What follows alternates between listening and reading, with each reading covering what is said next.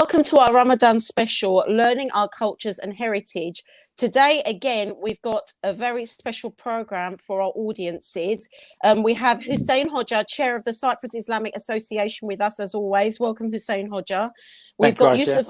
Thank you. We've got Yusuf Ahmed from the Cyprus Islamic Association also with us every program. Welcome. Thank you for having me. And Mustafa Qureshi from the Jezire Derni. Welcome, Mustafa, for the program this week. It's an honor to have you. Thanks for having me. Today's subject is very, very interesting. We're going to be talking about Hala Sultan and her background, where she's from, where her tomb is. And also we're going to be talking about the Turkish Cypriot background of how Islam started in Cyprus. Hussein Hodja, first of all, can you tell us who Hala Sultan was? Thanks for this program, Aisha. Yes, and before I start with Hala Sultan, travelers that came to Cyprus were always intrigued that the most religious heritage site for the Turkish Cypriots was a saint dedicated to a woman. So if you read some of the Orientalists and some of the modern day travelers up until the 1920s, they were intrigued to find that the Turkish Cypriots, being Muslim, their holiest of holies, their patron saint was a woman, because they had this kind of idea that it was a very man-dominated religion and that women had no role. So they were quite. But when you actually look at the history of many areas or countries around the region, Hala Sultan is not an exception. So that on the Mount of Olives, you have the Virgin Mary, and you have Rabia Adawiya, and you have other lady saints, and also figures from Islamic history. So it's quite normal to have a woman saint. Let's make that clear first of all. Now, who is Hala Sultan? Hala Sultan is the Turkish word. Hala in Arabic means auntie, but it means paternal auntie, not maternal, because in maternal auntie in Turkish is teyze. Yes. So the prophet's Hala Sultan, because Hala in Arabic means teyze. In Turkish we say teyze, but in Arabic they say Hala. So it's from his mum's side of the family. They say she was not only related to his mother, but she also gave milk to his mother. This is one tradition. And we know her as Haram bint Milhan. So Haram, the daughter of Milhan, and she came from the area of Medina. And she was one of the, she converted to Islam, and the Prophet Muhammad had a very, very close relationship with her. He did see her like his proper aunt. He used to visit her, eat with her, and he used to dine with her, speak to her.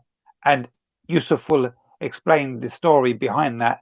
And she came to Cyprus in the 7th century, and she became the first shuhada on the island. And the shrine was later built in her honor by the Ottomans. But the shrine had always been there. There'd always been something there, and people knew that she was buried there. Yeah, I mean, Yusuf is going to tell us about the hadith to do with Hala Sultan on this. I don't know if that's befitting for us to go on to that next, Yusuf, so you can enlighten our audiences. Sure. So first of all, thank you for having me on the show. When we talk about hadith, just to clarify for those that may not be familiar with that, a hadith, which is the plural of hadith, there's no such thing as hadiths. In Arabic, it's a hadith, are alleged narrations or sayings or actions that are attributed to primarily Muhammad, upon whom be peace, but also in some cases to some of the people that were living at that time. But primarily it is in relation to Muhammad. In fact, even the Quran is referred to as hadith. And in the Quran, it says that it is ahsan al-hadith. It is the best of hadith. It is the best of narrations, because it's something which is narrated. So we learn much about that time and Muhammad's life and what was going on. And much of our history is found within that hadith. And so with this particular topic of Haram, if we want to understand more about who she is, that is where we would refer to. Now, we know that she was from the Banu Najjar, which is part of the Ansar. The Ansar are the helpers that were within Medina.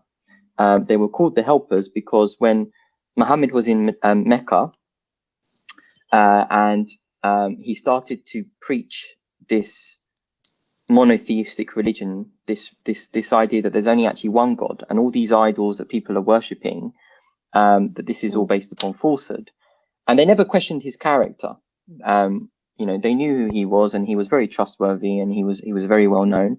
But they questioned, but they didn't like his message, because for them it was good that people were worshipping all these idols, but because people will come to Mecca and pay money, and it was quite profitable for them. And so we know from the hadith that Muhammad emigrated to Medina, and when he emigrated to Medina, him and his people, his followers at the time, the Muhajirun, they went there, and the Ansar, the helpers, would take those people into their houses and look after them. Now, Haram was someone that was from Medina, and as Hussein Hoxha just mentioned, her house, which is the house of Hiram, wasn't too far from Medina. You could say that it's within Medina, but it was actually just almost on the outskirts at that time. It was in a place called Quba. And we know Quba because Quba is where the first, arguably, there is a difference of opinion, arguably the first masjid, the first mosque was built during the lifetime of Muhammad. Not the first mosque, but the first mosque built within his lifetime. We believe that there were other places of worship built before Muhammad was born, of course. And every time that he would go to visit this mosque in Quba, he would often go in to the house and see his family, see his aunties, as Hussein Hoxha mentioned. And in fact, one of the main narrators of hadith is somebody by the name of Anas ibn Malik. And Anas ibn Malik was the nephew of Haram. Haram was actually his tayzeh, so his mum's sister. And Anas ibn Malik is someone who's very, very well known, a very famous narrator and a very famous early Muslim. And one of the hadiths which is very popular is when Muhammad went to the house and you know, he said, let's go pray. And they said, but it's not the time for prayer. And this is a great example which is used as to how you don't have to pray salah, just the compulsory ones, but you can also have optional salah as well. And we know that he would go there often, usually every Saturday, and he would eat, she would make food, and he'd often move to another part of the house where he would take a siesta. And this is where this hadith comes in, because in this hadith, he ate and then he went and he was sleeping, and she was just going through his hair, and he awoke from his sleep and he was smiling. In some narrations or in some interpretations, he was even almost laughing. And she said to him, and this is found in Sahih al-Bukhari, as well as in Muslim, and in many other books as well, actually, including Abi Dawud. And so this hadith is narrated in multiple occasions and is compiled in different hadith compilations. And she said to him, "Oh, Messenger of God, why is it that you are smiling?" And to this he responded, saying that he saw a dream, he saw a vision, and he was smiling, and he saw some of his followers, some of his people, that were on board a ship, and they would miss the sea, and they were going for the cause of God. And this is what caused me to smile. And when I saw them, it was as though they were kings on thrones. They were like kings on thrones. And straight away, she saw this as an opportunity, and she said to him, "Oh, you know, Messenger of God, if you could please invoke on God that God would make me one of those people." And he responded saying, "You would be one amongst the first ones that would be on that." And this made her happy. And this is the main hadith that we're referring to, that he saw this vision, and she asked of him to pray to God that she would be one of the people that would be part of this initial expedition on the sea. Now I'm going to leave it there, because I think perhaps some of you might want to talk a little bit more about the story. Yeah. But that's the main hadith. On her. Where he saw that vision. There are many other hadith about her. Of course, we know so much more about her life, but that's the one in question for today. Yeah, I mean, Mustafa, if we just go on to you, I mean, what you do for the Jezire Dirni, you head that up, and it's amazing, really. But specifically, you are interested in the first Muslims and how they came to Cyprus. So who were the first to come to Cyprus? The first to come, I mean, initially, as Yusuf explained quite eloquently with the hadith, that the Prophet predicted that Haram would be among the first to voyage on the sea. And it was up until the time of when one of the companions, which we call Sahaba, by the name of Muawiyah, and he was the governor of Syria at the time. And he requested on multiple occasions to have an expedition to open Cyprus. And it was refused on a number of times due to the Arabs were not a seafaring people at the time. So the Caliph of the time would say it was too much of a risk. Until the point where they gave in and they said, you can go, but there's a number of exceptions. You'll need to take your wife along with you, and you can't force anybody to join you. So it was solely volunteers who would come along. Haram at the time was an old lady, along with her husband, Ubadah ibn Samit. And upon hearing this, she was very excited, naturally, because she was waiting for the day when the Prophet ﷺ prediction would come true. And there was no doubt about it. So she went to Syria and wanted to join this expedition. And they were reluctant to let her on at first, because obviously it's a dangerous expedition. The first time they will be going on a naval expedition, and there's going to be warfare there, naturally. But having heard of this prediction, it was like a command from the Prophet, in a sense. They had to accept. And on the way, there was many of these companions, as well as tabi'in, which are the successors of the companions, and they fall under their first 3 generations, which the Prophet has said are the most distinguished of generations. And upon landing there, she was riding her, some say horse, some say mule, and she dropped off and she broke her neck, and she was martyred in Larnaca. Okay. Yeah. So she was that's martyred in Larnaca. Very brave lady, isn't it, really? I Very mean, brave lady. sort of, yeah. Going back to Hussein Hodja, now, obviously, she's a very brave lady, very forward thinking, wants to go on this expedition, one of the first people to come to Cyprus. But in nowadays, what's her significance like for Turkish Cypriots now? Why is it important for them to visit her tomb, Hussein Hodja? Okay, so this becomes the first established base for Islam in Cyprus. So she's not only prophesized to go, and the prophecy comes true, but also when she arrives on the island, as my dear friend says, she is martyred. Now, some say she fell from a mule, some say she fell from a horse, some say they were attacked by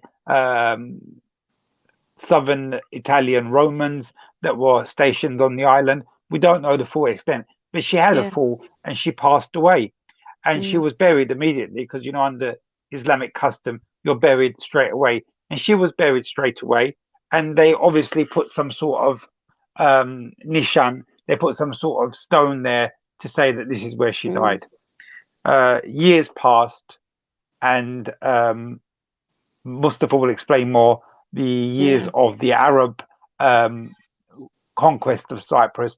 But Cyprus was held under Islamic rule for a certain few hundred years, and it was a joint rule between the Caliph and also the Byzantine Empire. But eventually, the Ottomans arrived on the island. And one of the things the Ottomans did, the Ottomans had records that Hala Sultan, Haram, had a burial place in Cyprus. And they discovered the burial site. And in the 17th century, a mosque was erected by Sheikh Hassan Effendi, who erected this mosque the tomb, then a mosque, then a tekke. And a tekke is a place where people from the Sufi orders gather together to remember God, to remember Allah, to have their circles of remembrance of God. And these can happen on certain days of the week where people come together, men and women. They hold circles and they remember God. Mevlits are read. But there's also a very famous legend that goes with the story of Hala Sultan. And I'd like to, yeah. So the legend is this, that once during the time of the third Caliph Othman, that's when the first naval expeditions began for Cyprus. And these happened between 644 to between 656. But it was under, as Mustafa correctly said, it was only when Muawiyah, the governor of Syria, was in control that he done another expedition. And on this expedition, the Honourable Lady Haram Hala Sultan went on board. But the story says that while she was traveling from Medina, she visited Palestine first. And while she was in Palestine, she was in a town called Ramallah. The town is in the West Bank today. And while she was in Ramallah, she stayed as a guest at a monk's house or a monastery. And she saw 3 enormous stones in the courtyard. And when we say stones, not small stones, but gigantic stones, probably some sort of kind of meteorite kind of stones. And she took a fancy to these stones. And the monk noticed that she was gazing upon them and asked her, do you like them? And she said, I do very much like them, and I'd like to purchase them. Yeah. And when I do go to wherever I go, I'd like them to be sent to me. So the priest or the monk allegedly says, I don't want anything for it, because he thinks, well, no one's moved these stones or rocks for years, and you need a mighty army to lift these kind of 15-ton stones.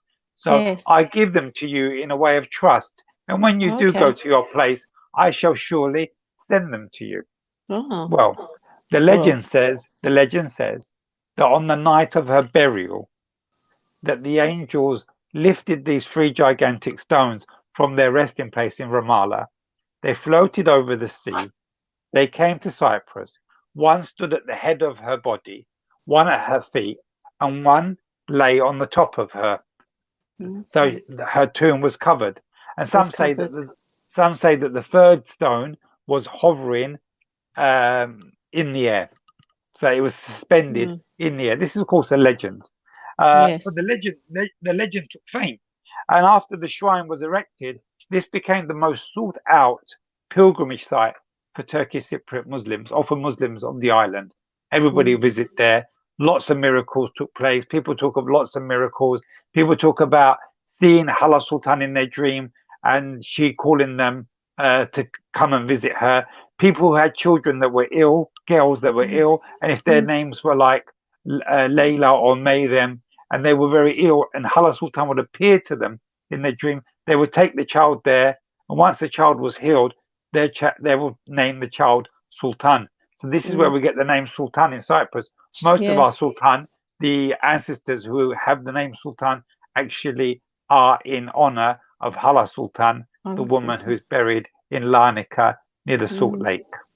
Yes, I mean, that is quite a story, isn't it, really? And she's become a place where, you know, a lot of miracles can happen. People go to prayer, and obviously it's become very significant for Turkish Cypriots. Like you said, it's become a pilgrimage for them. I mean, I'd quite like to ask Yusuf something at this point, because I think you're going to elaborate. Yes, Yusuf, go ahead. I don't even need to ask the question.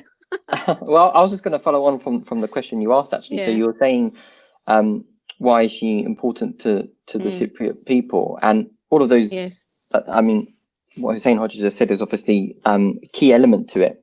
There's also another way of looking at it as well, and that is for who she was as an individual, her character and what she stood for, and how she as a woman at that time, and remember this was a time in history where women were bought and sold. This was a time where women had no rights, and Islam came, Muhammad came with a message to change all of that.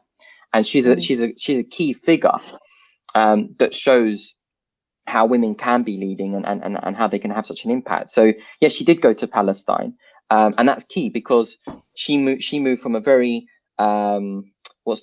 very humble place in Cuba, and she moved to Palestine. And she moved to Palestine because wherever her husband went, she would go with him. Yes, and she'd from accompany Palestine, him. she would accompany him, and she would go with him. And she was like this with her husband. They were together in everything. And there was a request from Palestine which went to Omar ibn al-Khattab, who was the second successor after Muhammad, the second caliph, leader of the Muslim community. And he received this request, and they needed someone who was a scholar. They needed someone who was knowledgeable, somebody who could teach about the faith, but also somebody who could be a great arbiter, a great judge, where there are disputes, and to help settle those disputes. And for him, he felt that there's no better person than her husband, Ubayd. And Ubaidah went to Palestine, and his wife went with him, Haram. And when she went with him, she never changed. She was still humble. She was still herself. She didn't become, oh, because my husband's now this judge or this scholar or whatever, or I'm big-headed or arrogant or whatever. She remained virtuous. She remained humble, and she was very well respected amongst the community in Palestine. And she never sort of became deluded or she never got too engrossed in the dunya or the world. And she would often, even when she was in Palestine, she would reflect and ponder on this dream that Muhammad had, and the fact that she would be one of the first to ride over the sea. This was a really important moment in her life, and she would often look back at that and remember it. And she believed in it. And the reason she believed in it, just for some of our viewers, is because Muhammad said a lot of things, and he had a lot of visions. And we could probably have a whole episode on that, on about his some visions. of those things. Yes. There's things that we're even seeing today, which Muhammad spoke about. Yes. And we're like, wow, how could somebody in that time have known this? It's incredible. So she wholeheartedly believed this. And then her husband was also not just someone who was knowledgeable and a judge, but he would also be involved in the army. Because back then, a lot of people, particularly the Roman Empire, were attacking the Muslims, and they had to defend themselves. And so one of the reasons that they went to Egypt afterwards is because the presence of the Romans there was becoming a great threat to the Muslims. Afterwards, she obviously went to Syria, and at that time, Muawiyah, who was the one that was leading it, as Mustafa mentioned, he did reach out to Omar, and Omar said no. But he requested it again when Uthman came into power, because Uthman and Muawiyah were from the same tribe, they were from the same clan, and he felt that he was able to do that. And he felt that would help his request in being accepted. Yes. So she's a figure for us Turkish Cypriots, because who she was and what she stood for, and that it was a woman that was on the first sea expedition, the first voyage that went to Cyprus. And I think that's very significant. Yeah, I was saying it at the same time. It's very significant, I think. And we're going to probably, as we further this series, actually home in on, women in Islam. But obviously, this is the leading woman in Islam. And we've got some comments coming in. Salam, everyone. I'm having to use two devices to my audiences, just to let you know. So I might not be able to read out the names, but certainly I can see the comments. So we've got a lot of people putting it. If you have any specific questions, though, if anybody wants to ask us any specific questions while we're on air, we're going to be on for a little bit longer today. Our program's extended. Please feel free to write your questions, because I can see it now, and I'm sure the gentlemen that are with me tonight can see them too. So if you have any questions. But if we go back to Mustafa Bey, I mean, obviously you have got a great wealth of knowledge when it comes to how Turkish Cypriots became Muslims, but how does it tie in with our religion? Like, if you could just explain that to our audiences. Okay, I mean, it ties in perfectly with our religion. Not only do we have the hadith, which Yusuf mentioned, and it's in both the collections of Sahih Bukhari and Sahih Muslim as well. Yeah. Which means it's authentic hadith. It's strong in its narration. And the classical scholar Ibn Kathir said that this prediction coming true is one of the major evidences that Islam is a true religion. And as Turkish Cypriots, we are honored to have someone of this status resting on our island. Yes. And it also ties in with, often we have the narrative of, the focus is often on the 70s in Cyprus, or the 60s and those kind of years. Yes. Or people will even start from the Ottoman era. But actually, when you look back at it, our spiritual descendants, because we're Muslims as well, we may be Turkish ethnically, but in our part of identity is being Muslims. And therefore, these companions who arrived in Cyprus are part of us as well, are part of our heritage. Could I ask something? Fact, they didn't. Yeah, sorry to interrupt you, but were we not known as Muslims before we were known as? Were we not known as Muslim Cypriots before we were known as Turkish Cypriots? Is that correct? I don't know if I'm correct with that. Is that something that's correct? Yes. So they knew that they were Turkish. It's not that the term Turk wasn't around. It was still around, and many of them were from. Many of our ancestors were from the Turkmen, nomadic people of Anatolia.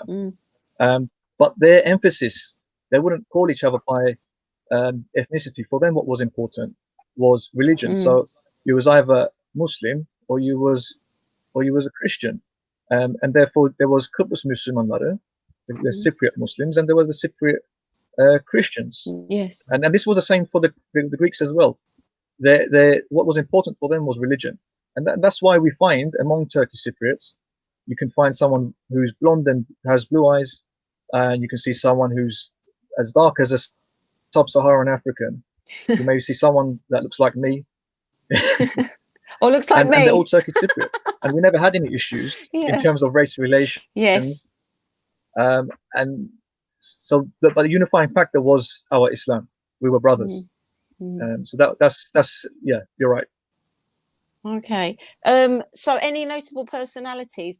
Let's start with Hussein Hoxha with this one. Any notable personalities other than Hala Sultan as we go through our history? What in Cyprus itself? Yes.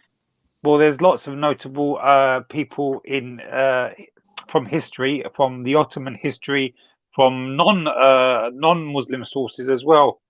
When I say non-Muslim sources, now you know that Islam accepts, is open and or does accept all the faiths before us. So yes. the disciples of Jesus, whatever they are regarded to Christians, they are regarded in high esteem by us. And we have St. Barnabas on the island, and he was actually a Cypriot born. He was a disciple, and some claim that he wrote his own gospel. And he's buried on the island. And same like Hala Sultan, he was also a martyr. Same like Hala Sultan, his tomb was discovered many, many years later. So there's a resemblance in the story. You have shrines dedicated to other apostles as well and other disciples of Christ. We have shrines on the island. Another interesting one as well, Aisha, for our viewers, is that in Cyprus we had 4 sultans. So there was 4 sultans, 4 women saints that date from that period, from the 6th century. The first one being, of course, Hala Sultan, which she was the main one. And the reason why she had a connection and Turkish Cypriots hold her to a very high esteem is because she's related to the Prophet. And to them, that was really important, that we've got someone's body laying under our earth that belongs to the Prophet. So you imagine the Turkish Cypriots got very, very very proud that on their island they have one of the most holiest women from the Prophet's family. So that was important. The second thing is, so there's also a tradition that there was 3 other ladies that accompanied Hala Sultan. Some say they were her sisters, but we don't have any of these kind of facts, historical facts. But they may have been her chambermaids. They may have been her chambermaid, and we know one of them is called Hatice Sultan.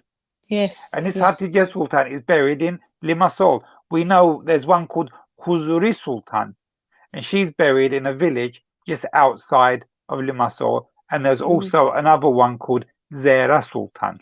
And they're all. And the interesting thing is, the 3 sultans are all buried approximately near the same area on the outskirts of Limassol on the mountains. And these areas had lot of people that had claimed to be from Arab origins. So you have, the early Muslims had settled in that area. And Yashar Ismailoğlu, a few months ago when I spoke to him, he actually clarified this and said, "You're absolutely correct. This is where the first early Arab Muslims lived." So really, it's possible, I didn't know that. So it's possible that these three women, they left Larnaca, where Hala Sultan is buried, and they went to actually preach. And we also have a saint, a Greek lady saint called Aya Mavri, the saint of the dark-skinned saint, and she appears in Cyprus in the 7th century. People claim that she was also a Muslim that came, because the Greeks say that she was martyred because she was spreading and preaching monotheism, and she's Aya Mavri, the dark saint. But they say that she came from Egypt or from Syria. So you have all these kind of women saints in Cyprus that Turkish Cypriots and even Greek Cypriots held in a high esteem and high regard. But I'm sure most of us got a lot to tell us about the early Muslim Cypriots. But before we do close, remind me to tell you a couple of the miracles that had happened at Hala Sultan, past and present. Yes, we've got more time anyway, Hussein Hodja, today. We've got a bit more time. We can go on for a bit longer anyway. But what's really important, I think our viewers need to really know this, is the fact that we are rich with history, with Islamic history on the island. And I think that's what we're trying to emphasize on this program today. Mustafa, if you could tell us a little bit more about the first Muslims on Cyprus, and then I'm going to go back to Yusuf and talk about the importance of the hadith and what we can take from it now during the month of Ramadan, because I think it's important that we connect it back to Ramadan. But Mustafa, if you could just give us a little brief summary of that, a little bit more for our viewers, I'd be very grateful. Yes, of course. I can summarize it briefly into various sections. The first one was the Arab period, which we mentioned, and they shared the island of Cyprus as what is called the Arab Byzantine condominium. Yes. And in 669, Muawiyah, who was mentioned, who was the governor of Syria, he actually became the caliph. He became the ruler of the Muslim state, and he garrisoned 12,000 Muslims in Famagusta and Paphos. And then he sent some more from Baalbek, from the Levantine mainland, to go to Cyprus, and they established mosques on the island. Okay. And there's this Islamic coins which have been found from the 7th century, mainly around the Paphos region, but also in Limassol and towards Larnaca as well. That seems to have been the stronghold of Muslim influence. And some of the coins have on there the Arabic word for Cyprus, Kubrus. Oh, wow. Yeah.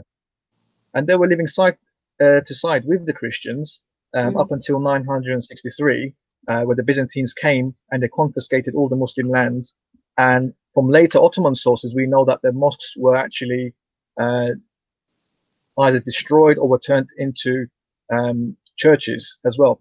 But prior to the Ottomans coming, we have the Mamluk state, and they actually call themselves Turkiye Devleti, Ad-Dawla At-Turkiya in Arabic, because they were from the Kipchak Turks, not the Oghuz Turks, which we belong to. And that was in 1426. The Sultan Barspai made Cyprus a vassal state. And in fact, the king, Jean, son of Janus, he wrote a letter to the Sultan, and he said that I am owned by the Sultan, and I'm his deputy, and I'm Mamluk as-Sultan. And there was a herald announced in Nicosia when they took the city, and it was said that peace has come to the town of Nicosia, and Nicosia is one of the cities of Sultan Barspai.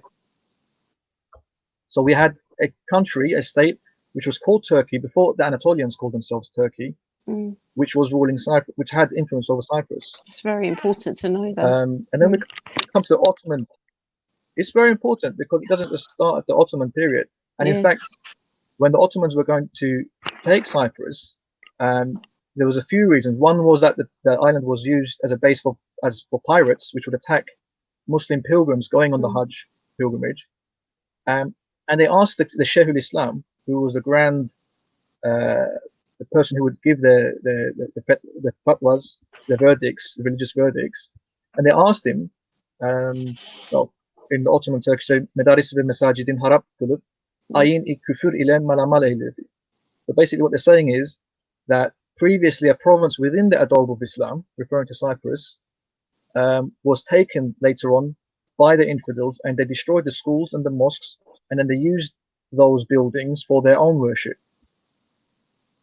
So because of that reasoning, the Shaykh al-Islam Ebu Suud Effendi said, Allah knows best, but there is no restriction, as in the Ottomans had the right to go not only to defend themselves from the pirates, but also to return the Islamic nature of the island as had been before they had taken over and expelled the Muslims from there.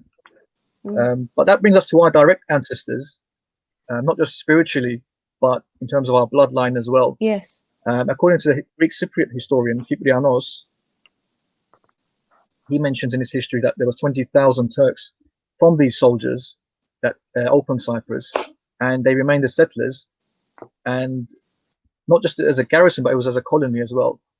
And further to that, the Sultan Selim II decreed that families from Anatolia with specific skills, not just any kind of, there's this kind of notion that like prisoners or something were sent to Cyprus. Yes, and I've heard that as well, and that's not true.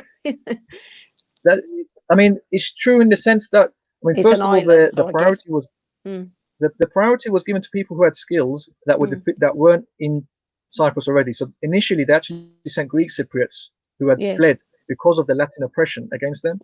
Okay. So the Ottomans came to bring justice, not just for the Muslims, but they were there to bring justice to everyone, Greek Cypriots included. And in fact, the first person to fly the Ottoman flag upon the conquest of Nicosia was a Greek Cypriot. Oh. Yeah. Wow. Because they were actually made serfs, which is a kind of slavery, and that they work like a day or two a week for their Catholic lords. And at the time, you've got to remember that the divide between Catholicism and Orthodoxy was such that they saw each other as infidels. They were just as good as Muslims in their eyes. Yes. It's amazing. Yusuf, tell us, how do we... Oh, sorry. I'm sorry. Mustafa Bey, finish your sentence. I'm sorry about that. You broke up, that's why. Yes, I was just going to say some of the areas, mainly from South Anatolia, so Beyşehir, Aksaray, Seydişehir, Develihisar, Niğde, Karaman. These were the primary areas that we came from, and our accent also has, and our dialect has many similarities to the traditional dialect of those areas, not to be confused with what the youngsters may speak now. That's interesting. Yes, that's very interesting where our accent comes from, because I've always wondered about that, actually. So that's where it comes from. Wow, that's amazing. Going back to Yusuf, so tell us, how does this all link up with Ramadan? What's the importance of a hadith? What's the importance of Hala Sultan? What can we take from it as modern Turkish Cypriots and make ourselves better during this month? Big question. Let's try and wrap it into Ramadan as well. I think so. Ramadan is a month of reflection. It's a month where, and particularly many of us are in lockdown at the moment as well, where we can ponder and we can really introspectively look at our lives and see how we can better ourselves. And when we look at the life of Muhammad, upon whom be peace, we see great examples of how we should live our lives. And we also see around him some of his family members, relatives, people that were living with him, some of his enemies who were absolutely transformed by the message that he delivered. Not just the message that he delivered orally, but the message that he delivered through his actions, through his behavior, and through his conduct. And as we can see that, although during his lifetime, the Muslim community was pretty much confined to the Arabian Peninsula, just a few decades afterwards, we had expeditions going to Cyprus, we had Palestine, we had Egypt, we had Syria, we had this message going all the way from the far west at the time, before America was obviously discovered by people on this side of the river, of the pond. So you had all of Andalusia, etc., etc. So all of these communities, all of these people, absolutely transformed by this one man. And even today, 1 in 5 people in the world are a Muslim. It's a huge religion, yes. It's a huge from one human being, and I think that in and of itself warrants somebody to go in and investigate that individual's life and put aside the myths, put aside the allegations, put aside the perception that you may have had, the misconceptions that you may have had from the media that we're seeing at the moment, or from ignorance that we're seeing today. Go away and seek actual knowledge and be sincere and seek the truth. And I'm pretty sure that you would find great examples in studying his life, as have many non-Muslims and Orientalists, such as William Montgomery Watt, such as Karen Armstrong, such as many people. I could name Michael Hart, who actually wrote a book around I think it was the greatest influential people, and he, as a Christian, still put Muhammad as number one. Number one. You were telling me about that. Yes. That's so interesting. So how does this relate to us? We have people that, risk their lives to go to Cyprus to give the message to those people as well. That's why Hala Sultan went to Cyprus, not just because of the base, but also to spread the message of Islam. I'm not talking about words here, but the conduct, to be a good person, to reform actions, your heart, etc., etc. And if people risk their lives for our island, for when I say our island, ethnically speaking, to give a message to our people, and that message has transformed our people throughout the centuries. This isn't something that's new. Then I don't think we should just disregard Islam and believe that it's something that's redundant. But I think that if we were to wholeheartedly look at it, we'd see many teachings, many learnings that can help us not only today, but for our future as well.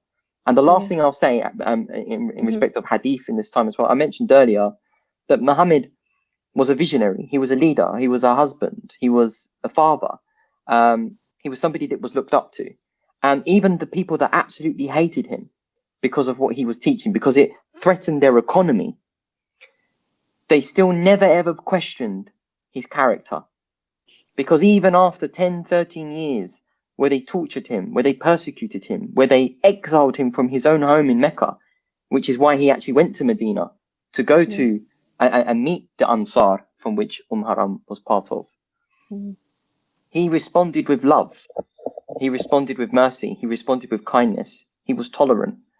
And throughout that period, they used to trust him with all of their possessions, with all of their wealth. And they never once asked for him to return their possessions. And when he left, he actually left Ali, his cousin, in Mecca, to tie up a few loose ends, but also to return to the possessions that they'd entrusted with him, because they knew that there was no other person in Mecca who was worthy of looking after these possessions. They still trusted him, despite the fact that they rejected his message. And we, as Cypriots, need to think to ourselves, are we being the best individuals that we can be? Exactly. Are we living that life where we can be as ethical as we can be, and as loving as we can be, and as tolerant as we can be? And I think 100%. In answer to your question, in Ramadan, this is what we can learn from the hadith. We can learn about his life. We can learn about how these people were transformed. And hopefully we can take benefit from that and better ourselves. Yeah, and how much they believed in him, and they were prepared to travel and, go to different far places as women as well, like you said, who didn't have very much rights at that time, and were able to do these amazing things and martyred themselves in the name of Islam and in the name of Muhammad and Allah. Hussein Hodja, you said that you wanted to tell us a brief miracle story. I know we're strapped for time now, so I'll be very brief. I'll be very brief. But I'd like will we have our prayer, or are we going to do? Of course. We're going to do our story and then our prayer, and I think we'll close the program because I know you've got to go. Everyone's got to open their fast. Just a couple of things. The things that. Sorry, that you dropped. That's okay. Right, here we go. I did that earlier. There we go. Right. Quick. Right. So, couple of things. Why was Hala Sultan so important, and why was there a connection? I think one of the reasons why is she was a woman, and lots of Turkish Cypriot people, especially people in towns and in the village, they saw it easier to go and petition their problems to a woman than to a man saint. So she was a popular icon. She was a popular figure. It was a place where women could go, sit at her tomb, pray to God through her, because she was a shuhada. And in Islam, they believe that the martyrs are still alive, so the prayers could be heard, and that she would convey them back to God. It was a massive pilgrimage site.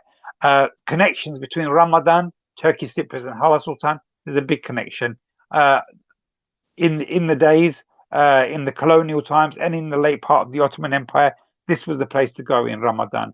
This was the people who lived in Larnaca. That was their evening stroll. They'd take their kids after iftar, and they'd go and pray at Hala Sultan, spend the hours there in the gardens, because they had beautiful gardens there as well. The women and the grandparents would pray, the children would play, buy their candy floss and their stuff, and they return back, walking back to Tuzla or Menoya, the nearby villages, or Larnaca. On the third day of Bayram, it was a massive pilgrimage site. People from four corners of the island would convey onto Hala Sultan. People from Paphos, Girne, Lefkoşa, all the way from Dipkarpas, they would go all the way, and there was lodges there where people would actually stay. They would make sacrifice. They would cook pilav.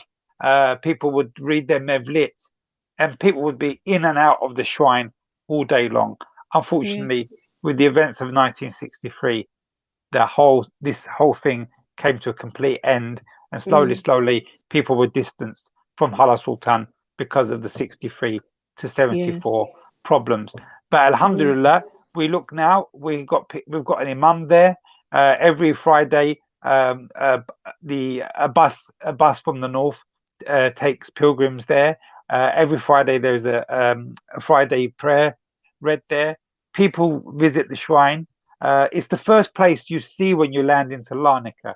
Can you imagine the first landmark that you see when you land in Larnaca? She greets you. She greets everybody. That's significant, isn't it? That's significant. Yeah, it's amazing. It's amazing, and the place has such a good the place is so sacred. The place is so sacred that even the king of Arabia, self-declared king, King Hussein bin Ali, his wife, who was from Turkish origin, the daughter of Reshid Pasha, Adile Sultan, she died in exile in Cyprus in the 1940s, and it was her wish that she be laid to rest near Hala Sultan. So that just shows you the importance, not only to us, but to the entire Muslim population of the region.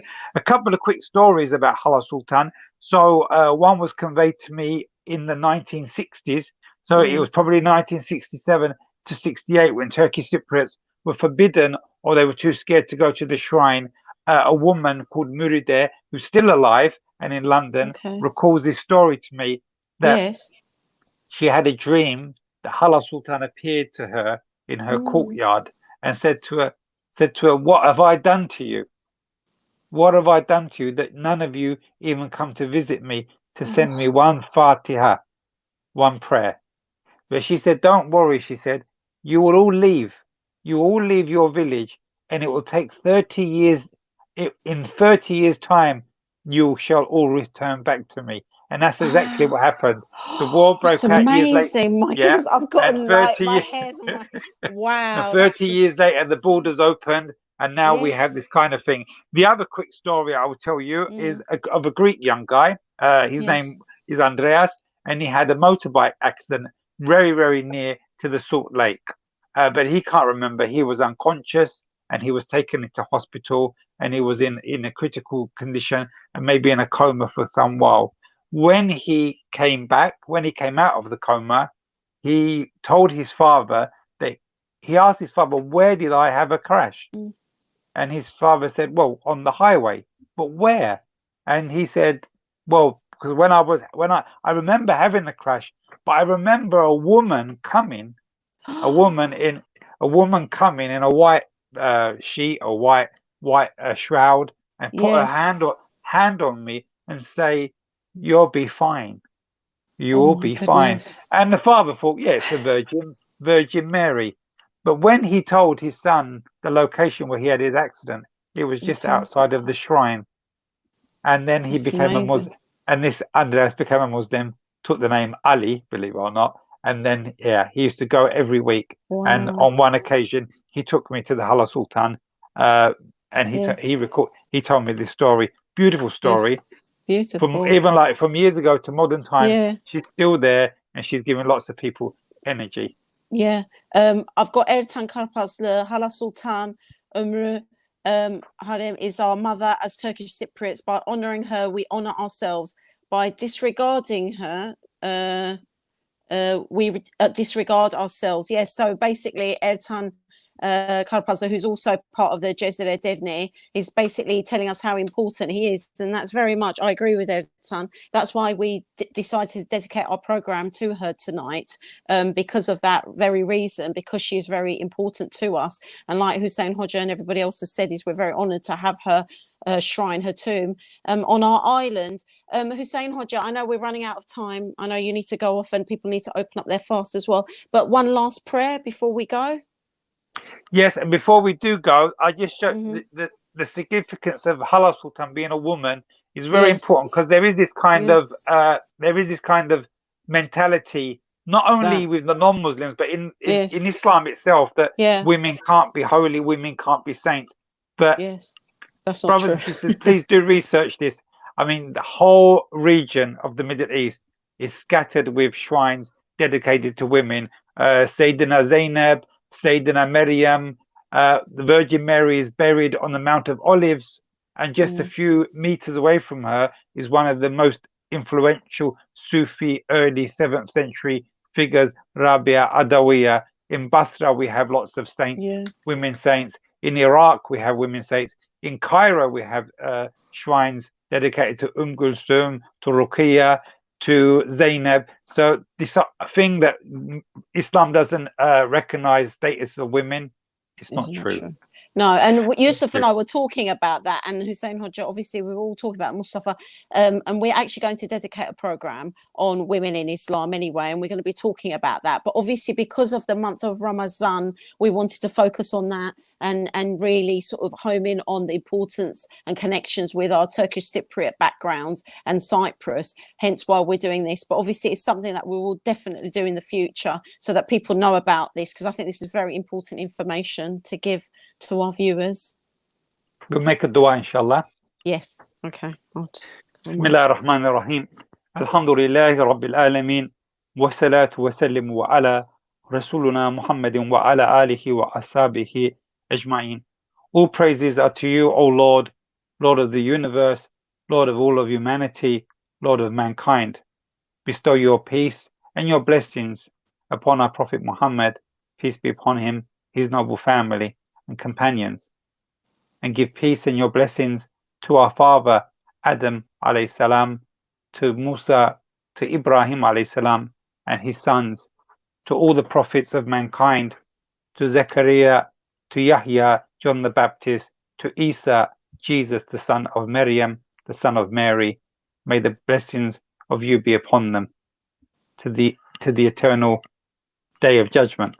O Lord, also bless our Hala Sultan Haram bint Milhan, who came and she became the first shuhada of Cyprus, and bless all of our shaheeds and shuhada that lie on the ground and on the island of Cyprus. Raise their status and keep them amongst the company of saints and martyrs in paradise, and give our island and give us here as well peace in this life, and give us peace in the next. Duamızı kabul eyle. Amin. Subhane rabbike rabbil izzeti amma yasifun. Ve selamun alel murselin. Velhamdülillahi rabbil alamin. Thank you very much, Hussein Hoxha, for that.